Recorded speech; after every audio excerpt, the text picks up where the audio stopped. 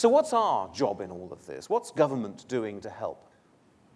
We started in a practical sense. We put together an online toolbox enabling every LEP to have to their hands, on their desktop, the ability to see everything that's available from government that they can tap into and draw down from. We put in place what you would have in business, a relationship manager. And what that simply means is that the ability of the LEP to know who to go to in Whitehall is a real challenge. So we've got a single individual who works directly with the LEP so that actually we can, if you like, I'll use the phrase, describe them as a Sherpa to be able to find their way into the maze that is Whitehall. I think it's an important part of a practical solution. And we put £263,000 forward as a startup amount of money to get things going. Now, you'll appreciate that's not a fortune. It isn't going to keep Neil in sticky buns and orange juice as your team leader. Oh, it might do. I hopefully it probably would at £263,000. But the point is, I don't want to go back to a system in which we're handing out money for administration. I want enterprise partnerships to be outcome-orientated. I want to see results. And that means that we're trying not to go down the path where we're just handing out money to administer organizations. I'm not deaf to the fact that you're all doing this voluntarily. You have a day job. And therefore, it's your willingness to be able to get together and put something into this that actually will make it work. I recognize that. And government has a part to play. But I don't want to put the funds that we do have into administration. And that's why the list that Neil put up at the end of his presentation of the new pots of money is actually where the real action is. And I'll take you through that if I can. First of all, we're going to free up the business rate system so that it's much more flexible and more of the money is retained at a local level. So the constituent local authorities who are part of the LEP can actually look at that money and work together to share that money to lever in investment.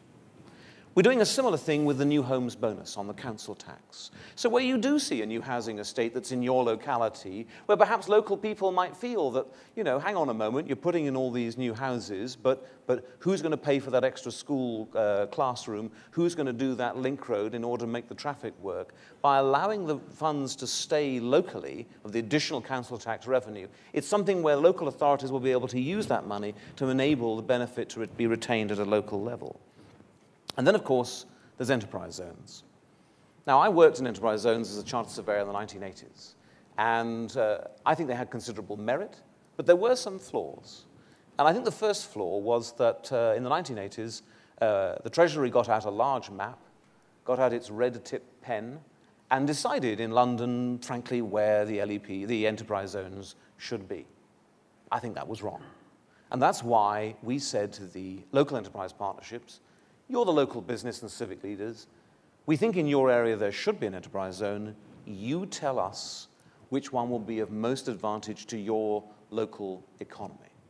It's a bit of a risk, as you'll appreciate from central government. We weren't able to control necessarily what would come forward, but I think it was the right decision. And the second difference between the old enterprise zones and the new ones is that, and I'm well aware that the Aire Valley decision had some controversy. You have what we might describe in the Foreign Office as a free and frank exchange of views, perfectly natural, perfectly understandable. But the point is that whilst there will be additional business rate revenue generated in that enterprise zone area, the additional revenue will for 25 years or more stay in this area for you to decide on what you want to spend it on across the whole of the local enterprise partnership area. So yes, the zone is in one location, but the potential benefits of that revenue is available to everyone. And I think that's an important shift in the way in which the new form of enterprise zones will work. So, ladies and gentlemen, I'm aware of time, and I'm keen to get into questions. So let me just conclude by saying this. I hope that you can see that we have started on what I think is a different path, but a clear direction about how we engender local growth. It's about enterprise agencies that are founded on real market areas, not on zones that suit government or indeed Brussels.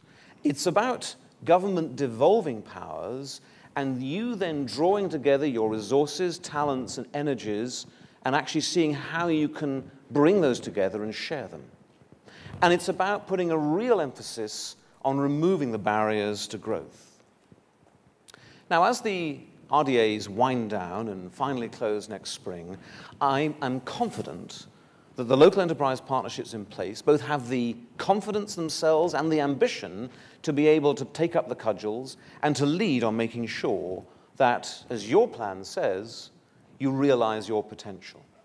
I'm really looking forward to this coming year. It's going to be a challenge. There are issues still to resolve, but I'm absolutely sure that when we come back in a year's time, that we will see that not only the enterprise partnerships are working well, but I rather suspect, right at the top, it'll be the Leeds City region that'll be one of the leaders.